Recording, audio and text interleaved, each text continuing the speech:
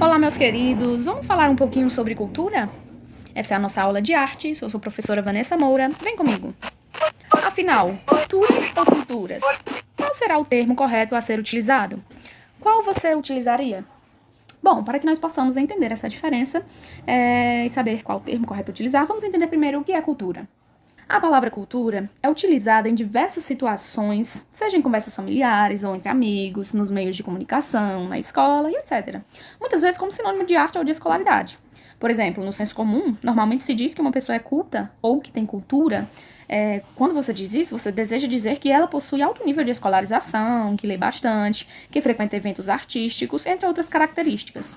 No entanto, afirmar que alguém ou algum grupo é culto pode levar à interpretação que outras pessoas ou outros grupos não são, o que não é verdade. Então, conheceremos o conceito de cultura de maneira mais aprofundada, percebendo que não existe apenas uma cultura no singular, e sim várias culturas no plural. Por quê? O que é cultura? A cultura é composta por práticas, histórias, costumes, saberes e técnicas oriundos do convívio social de um grupo ou comunidade, identificando-se com o modo de vida de um determinado grupo social em todos os seus aspectos. Científicos, religiosos, artísticos, filosóficos e etc. Considerando que existem diversos grupos sociais e diversas formas de se viver em sociedade, não é possível, então, que a cultura seja uma só. Então, por isso que o ideal é que, digamos, culturas, principalmente quando falamos de culturas brasileiras, olhando para a diversidade cultural no Brasil. Não podemos dizer que o Brasil tem uma cultura só, única, homogênea, não. O Brasil é muito diverso porque sabemos que existe uma diversidade de povos, não é? É um país de proporções continentais que abriga uma grande diversidade de modos de vida. E entender a cultura como plural possibilita dar voz às suas diversas formas de expressão.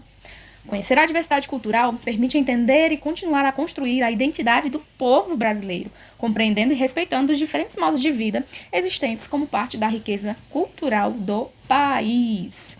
Então, gente, olhando para essas imagens, o que vocês podem pensar sobre essa diversidade cultural no Brasil? Olha só, para o crítico e historiador Alfredo Bossi, da literatura brasileira, ele esclarece que a cultura não pode ser considerada única. Por isso, deveríamos usar a palavra culturas no plural. A utilização da palavra culturas abarca toda a diversidade cultural de uma nação, e não apenas uma cultura em detrimento de outras. Então, nós podemos ver como é tamanha a diversidade cultural no Brasil, não é? É um país grande em extensão e há muitos povos, não é? De várias origens, de várias, digamos, misturas, não é?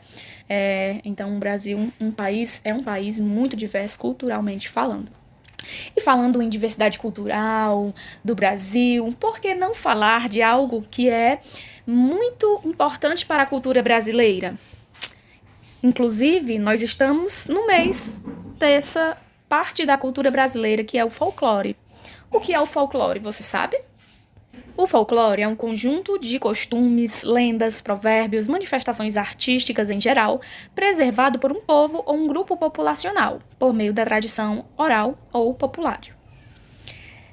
Pessoal, falando em folclore brasileiro, nós estamos no mês do folclore, não é? Agosto, dia 22, é comemorado o Dia do Folclore Brasileiro. E sabemos que esse folclore, assim como nós falamos que no Brasil há essa diversidade cultural, o folclore ele é diferenciado em cada região do Brasil. Então vamos conhecer um pouquinho sobre ele. Temos uma imagem, não é, de muitos elementos do folclore brasileiro. Ele é o conjunto de expressões culturais populares que englobam aspectos da identidade nacional. São exemplos os mitos, as lendas, as brincadeiras, as danças, as festas, comidas típicas e demais costumes que são transmitidos de geração para geração. Como eu disse, comemora-se no dia 22 de agosto. Quem nunca ouviu falar na mula sem cabeça? Na lenda da mula sem cabeça? A lenda do Saci Pererê, a lenda do negrinho do pastoreiro? Enfim, são muitas as lendas, né? Muitos os mitos que fazem parte do nosso folclore brasileiro.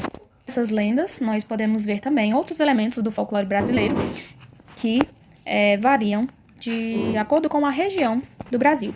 Você vai agora responder a um quiz sobre o folclore brasileiro, muito interessante. E muito obrigada pela atenção, até a nossa próxima aula.